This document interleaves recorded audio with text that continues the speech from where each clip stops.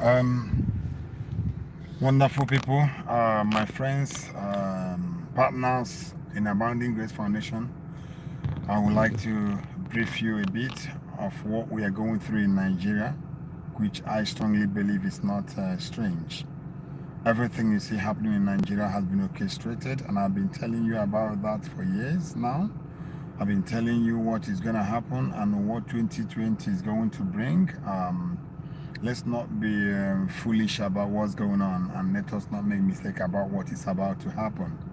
One thing that I can say without being careful here is that everything happening now, that God is aware of it. And I've seen the worries of my biological children, both in London and in US and in Sweden. Every one of them asking me, Dad, are you okay? What is going on? To be very frank with you, we are not okay. But I have to tell you the gospel truth. The truth that you need to hear from me today is that I'm a dead man. I'm not afraid of dying again. We have to stay in this country. I'm not running away to any European country. I'm not running away to any American country. Because one thing for sure is that Europe, especially what's the name now? UK is the problem we have in Nigeria. UK is the main problem we have. Let us not make mistake about this. United Kingdom, I want to address you for that's where I live. I know you might not like me again. When I come to the country, you might see me as a hater of UK, but you are free to feel however you want. United Kingdom, you sit down and you watch Nigeria drain. You sat down and you watch Nigeria go into anarchy. You sat there and you watch Nigeria depreciating, and you sat there watch Nigeria collapse. The truth is that Nigeria is collapsed. And one other truth you need to hear today is that what you see going on now is not gonna be a child's play. It's not gonna stop in this level. It's going higher and higher.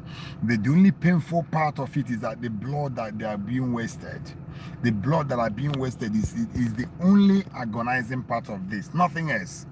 And please, my Christian friends abroad and home, I'm reporting from this country. I'm not in abroad. I'm not in Europe or America. I'm here in Nigeria. I'm facing the heat. It's not so easy. It has been very tough for everyone. My loved ones, my wife, and every one of us. We are sitting down here facing this evil. It is not. It is not an easy. It's not easy process to sit down here watching your people being killed every day, and you yourself know that your life is threatened. The one thing for sure is that we are going to get what we want. What are we looking for? A better governance. What are we looking for? Youth to take over Nigeria. What are you looking for? We want to stop killing the youth. What are we looking for?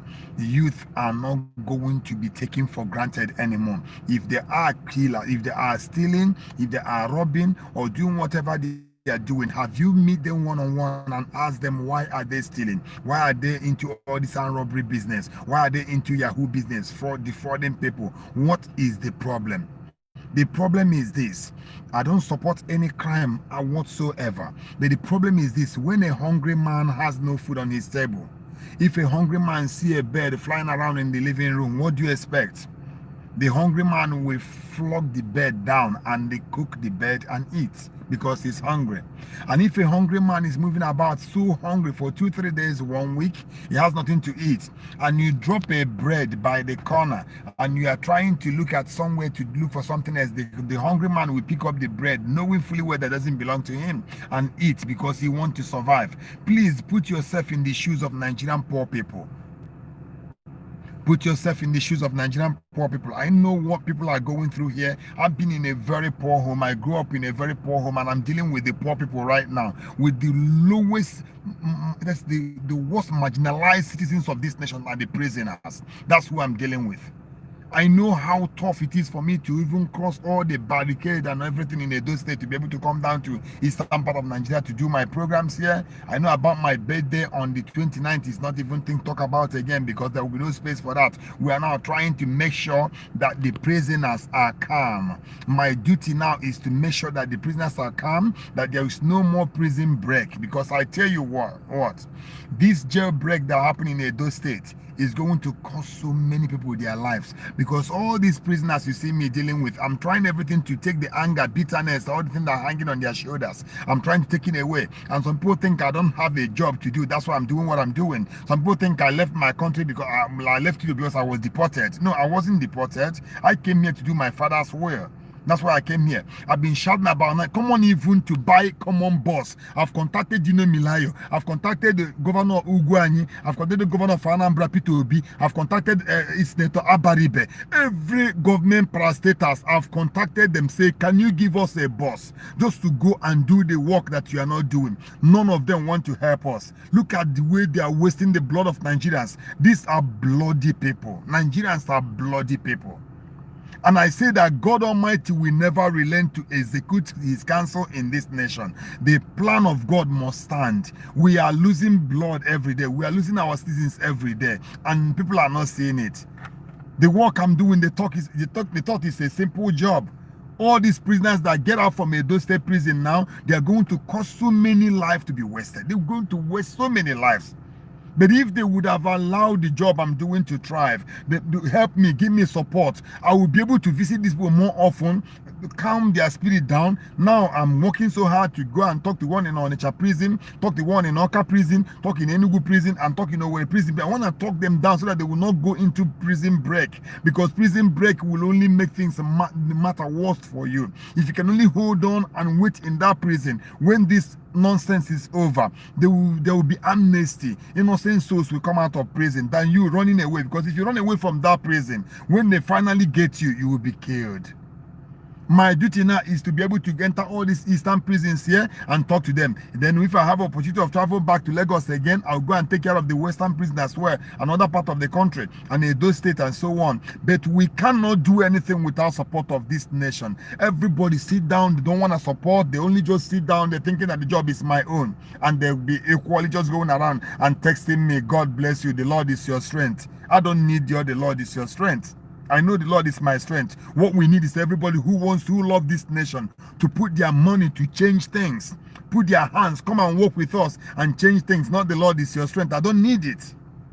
I know that the Lord is with me. That's not what I need. I need you to support so that we can stop this madness going on. You put not, now look at everywhere. Or even Nigerians in abroad. Are you going to die in abroad? No, one day you will come home. You have to be part of this fight. You have to be part of it. And people telling me, why can't you come back and rest in Europe? We're running to where?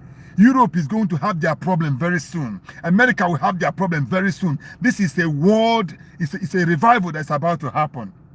It starts with Nigeria, then it flows all over. Remember, if Nigeria go into war, American economy will collapse, because the Nigerians that will troop into America will collapse the economy, and Europe will not be the same again. So don't think it's a Nigerian problem. The reason why I'm excusing Donald Trump is because he's fighting a battle. If not, I would have made a video to talk to him as well. But I don't need to do that because he's fighting a battle how to save America, his country. So I understand that, and I'm respecting him for that. And I'm praying for him constantly. But what is going on in this country? We need you all to please join hand with the youth. Our youths are dying.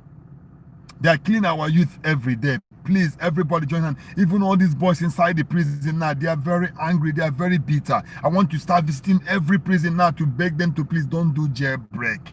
Don't break out of prison. It will make matter worse. I know some of them will not listen, but I know that I can be able to save so many lives in doing so. Support us to do this work. Don't say it doesn't concern you. Even if your mother and your father are all living in America, living in Europe with you, trust me, one day you will have a reason to come back to Nigeria. And you don't want to come back to Nigeria and somebody rob you from the airport. You don't want to do that. You don't want to come back to Nigeria one day, somebody carry you in a taxi and take you somewhere and behead you. You don't want to do that. You don't want that to happen to you. Let us change this country together. If we are splitting the nation into two or into four parts, however we splitting it, let us ask God to help us to split it. Let everybody go their way. And if we are going to hold on to one Nigeria, let there be restructure now. Remove all these tyrants from the government, and they put somebody a youth who has brain that can help us to move on. This cannot continue. We are fed up. We are tired. We are tired. I'm tired of crying every day, seeing our youth being killed every day. I am tired of crying. You people, the Nigerian government is building up bitterness in the heart of everybody. Look at blood is shedding everywhere. The bloods are being wasted everywhere. We are so tired. We are tired. These are somebody's children. The mothers are crying. The fathers are crying. They are being shot dead everywhere. They are being killed everywhere.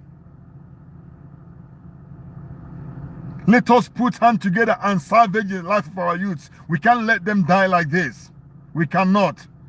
And I can only do the one that I'm called to do. What do I need? What's my calling? To go and transform these youths inside the prison, transform them in universities, on the streets, bring them out of crime. That's my own duty. I won't be here and be there as well. Everybody just sitting down there watching. Everybody just thinking about themselves, how they will be rich, how they will be that, buy cars, build houses. That's what everybody's thinking about. How can we sit down and watch other people's children being killed like this? Please, Nigerians in abroad, this is time to work. It's not time to talk.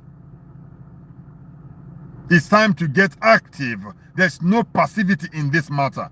Nobody should stay passive in this. You have to be activated. Let your heart be activated. Your money, your hands be activated. Don't sit down and watch, because Nigerian army might take over the country very soon. And if they take over the country, you know who they are. And they are going to do the worse than what is happening now. Please, let us solve it. Let us solve this matter now. Join hand. Let the youth stand until the government is transformed and changed and everything changed in this country. The youths are dying. I don't know what you want to know about SARS that you have not heard before. I have series of prisoners that have told me their ordeal with SARS. So I don't see any reason why that thing should be existing in Nigeria at all. From the onset, I resent that name SARS. They are not human beings. They are cannibals.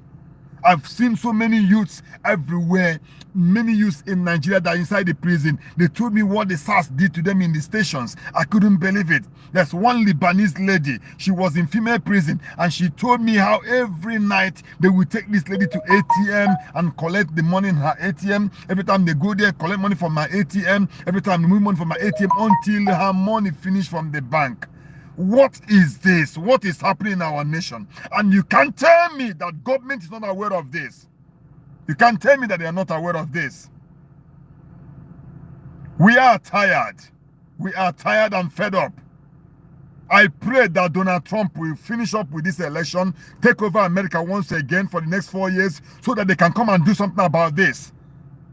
As for Britain, the God Almighty will return to Britain what they gave to the Igbos and the Westerners, whoever. However they build up this nation that is causing this problem, the Lord will bring United Kingdom to that same state of mind, and everything. Their country will be the same thing that Nigeria is in the near future. It won't be long. So they know that we are human beings. That's all I'm after. Don't think I'm working on bitterness. No, I'm manifesting what I feel right now. I feel so angry that United Kingdom couldn't stop this problem long time ago.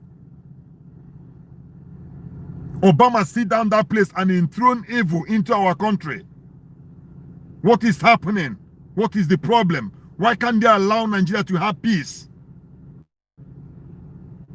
The Westerners are one of the problems that we're having in this country. They are injecting all sorts of evil into this country because they know that in they can be snatching away all our money, all the money in Africa. All the bad things happening here are injected, are compiled by these evil leaders in the West. That's where the problem is. And we cannot deny it. When you say the truth, don't do that. If you say that, people will not sponsor you again. To hell with your money. To go to hell with your sponsor. If you cannot do the thing, save the life and do the right thing, to hell with your money.